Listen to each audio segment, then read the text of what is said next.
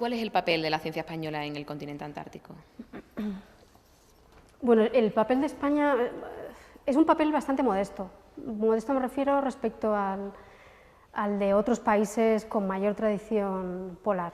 Entonces, modesto también me refiero incluso en los medios de que dispone para trabajar en la Antártida. Pero dentro de la modestia de España en la investigación polar, yo creo que lo más importante de los últimos años es que ha aumentado bastante la cantidad de fondos disponibles para investigar, la cantidad de medios logísticos que se ha puesto a disposición de los investigadores, y yo creo que por eso en estos últimos años ha producido un salto importante. Y sobre todo una cosa también yo creo que es bastante importante, es que hay una comunidad científica, sobre todo en determinados campos, con cierta experiencia, 15, 20 años, que a nivel internacional tienen bastante importancia. Campos un poco específicos, ¿no? Pero que tienen cierto peso, y más de lo que probablemente a nivel general, como hablábamos antes, la gente conoce. ¿Cuáles son esos campos concretamente? Pues por ejemplo en ecología, ecología vegetal, en geología. Los grupos españoles, hay bastantes grupos españoles que trabajan en geología desde cualquier punto de vista, geodinámica, geomorfología, cartografía, bueno, en todos los campos relacionados con la geología, sobre todo en la zona de la península antártica. Entonces, también en el campo de la atmósfera, del estudio de los ecosistemas marinos, ecosistemas acuáticos no marinos. O sea, bueno, en esos campos España tiene bastante, sobre todo bastante experiencia además. ¿Cómo ha ayudado al desarrollo de la I+D española la presencia en el continente antártico? Para mí es difícil de cuantificar esto, cómo ha influido. Lo que sí es cierto es que las condiciones en las que tienen que trabajar los investigadores españoles es bastante, en la Antártida, españoles y no españoles. Las condiciones de trabajo en zonas polares son muy complejas.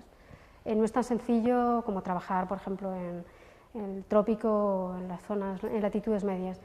Eso lleva asociado a el utilizar una serie de tecnologías de una manera adecuada, sobre todo porque tienen que estar sometidas a temperaturas bastante extremas en algunos casos, y eso hace que, sobre todo lo relacionado con instrumentación, uso de determinado equipamiento, se ha trabajado de una forma bastante intensa, y probablemente eso puede ser trasladable o utilizable en otros campos. Pero realmente para mí es difícil, en cuanto a I+D, probablemente sí que es más sencillo con el I. En la parte de D es más difícil para mí, la parte de desarrollo. Aunque sí que es cierto, precisamente lo comentaba antes con Javier, hay varios grupos que han trabajado bastante, o que están trabajando sobre todo en los últimos años, en desarrollo de instrumentación, que va, por ejemplo, hay un grupo, por ejemplo, en Granada, en la Universidad de Granada, que ha trabajado para la instalación, bueno, haciendo un telescopio que van a instalar en una base ítalo-francesa en la Antártida, un telescopio infrarrojos para estudios de astrofísica. Eso es una parte de desarrollo tecnológico bastante importante. Estoy pensando también en proyectos, hablando de desarrollo tecnológicos, por ejemplo, este año se va a empezar un proyecto, que es un proyecto más multidisciplinar, que trata de alguna manera a desarrollar un equipamiento, una instrumentación que se va a enviar a Marte, cuando finalmente los proyectos de Marte de alguna manera salgan adelante. Pues durante este año, durante la campaña próxima, se va a probar uno de esos instrumentos que va a ir a Marte, más que nada por las condiciones extremas de la Antártida, porque más o menos tiene unas condiciones similares a cómo era Marte hace unos años. Entonces, desde ese punto de vista sí que hay una parte de desarrollo importante.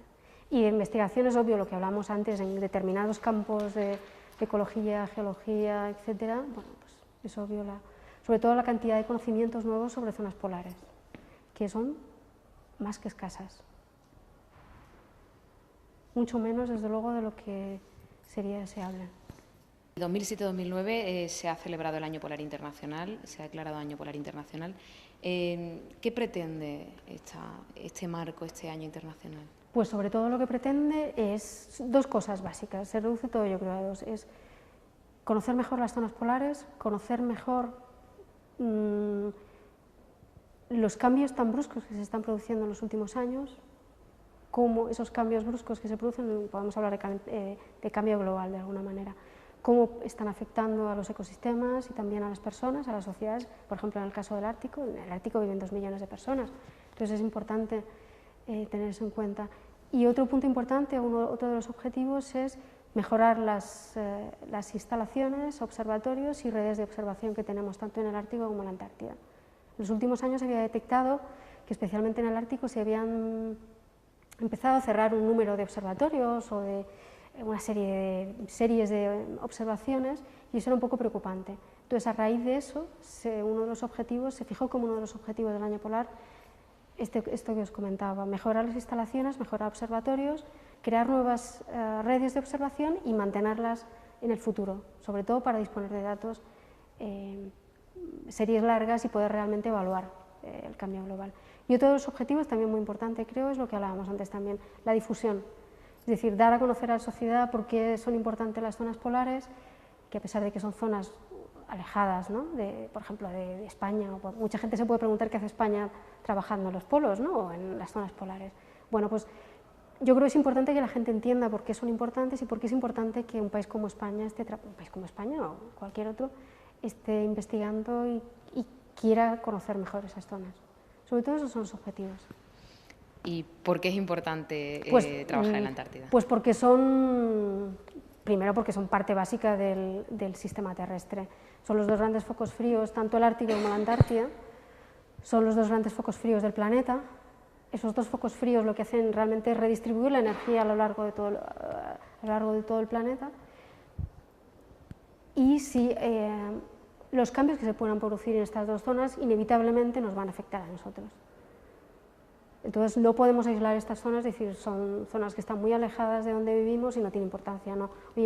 El planeta, tanto la atmósfera como los océanos, no tienen fronteras, están absolutamente interrelacionados. Entonces lo que pasa en una zona pasa en otra. Entonces yo creo que es de vital importancia, y yo creo que es de vital importancia que la gente conozca por qué son tan importantes y lo asuman realmente. Y además que asumamos que lo que nosotros hacemos aquí, o que lo que nosotros de alguna manera emitimos aquí, o la contaminación que lanzamos aquí, de alguna manera esa contaminación se redistribuye por todo el globo. Entonces yo creo que eso también es importante. ¿Y hay una conciencia social realmente de esta situación, de cómo estamos influyendo en el continente, y también hay un conocimiento sobre qué es el continente, qué supone para el planeta? Hombre, yo creo que en los últimos 2 años sí que se ha trabajado bastante en esto, y yo creo que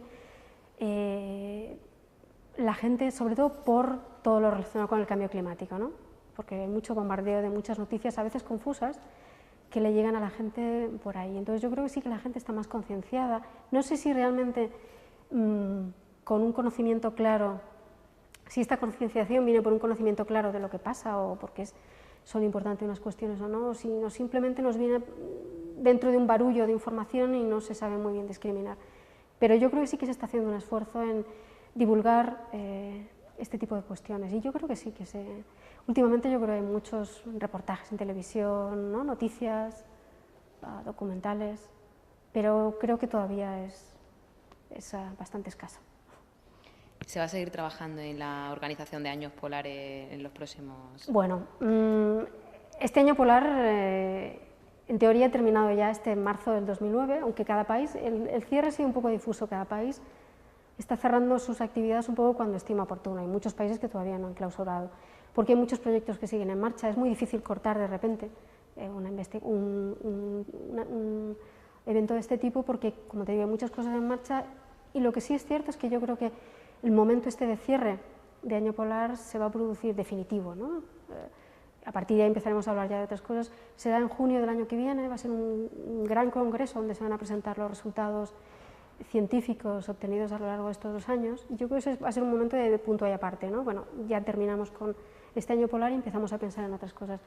Yo creo que no creo que haya que esperar otros 50 años a celebrar el 5º año polar internacional, yo creo que será menos tiempo, pero bueno, el otro día la propia gente de la Oficina Internacional del Año Polar hablaba de, bueno, a lo mejor dentro de 20 años hay ocasión de celebrar otro año polar, pero bueno, está por ver. Yo creo que con lo que hemos iniciado en este año polar, y sobre todo si seguimos manteniendo todas las iniciativas que se han iniciado, y somos capaces en nuestros países de continuar esas iniciativas con la misma intensidad, yo creo que va a ser buenísimo para poder. A lo mejor no va a hacer falta celebrar un año polar, ¿no?, para hacer esto, porque vamos a coger la carrerilla, ¿no?, para continuar. Para mí sería lo mejor.